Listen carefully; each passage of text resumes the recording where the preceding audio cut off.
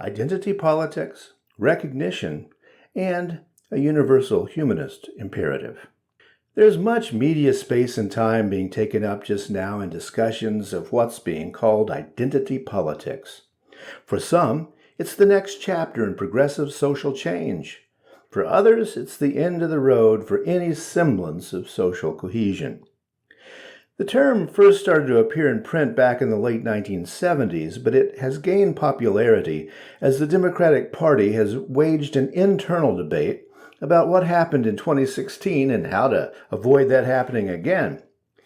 Before the term identity politics, the term pressure groups was a popular descriptor. Now reflect for a moment that the two terms for essentially the same thing spark very different reactions. Then think about a term like a lobby group. I think, at least from the perspective of liberal religion and humanism, the movement is mislabeled. Underrepresented and often despised groups in our society are not looking for identity because they already have that. Every group has at least three identities: how the group sees itself, how each individual in the group sees themselves, and how the group is perceived by the dominant culture. That's a whole lot of identity going on, whether you like it or not. No, what people are crying out for is recognition. Recognition not of the dominant culture's identity of that group, but the self-identity of the group and the self-identity of each individual, their inherent worth and dignity. The Canadian philosopher Charles Taylor first made this distinction between identity and recognition in an essay he called The Politics of Recognition back in 1992. Dr. Taylor was prescient in his prediction of the rise of identity politics. But as the older term pressure group indicates, the phenomenon is not in any way new.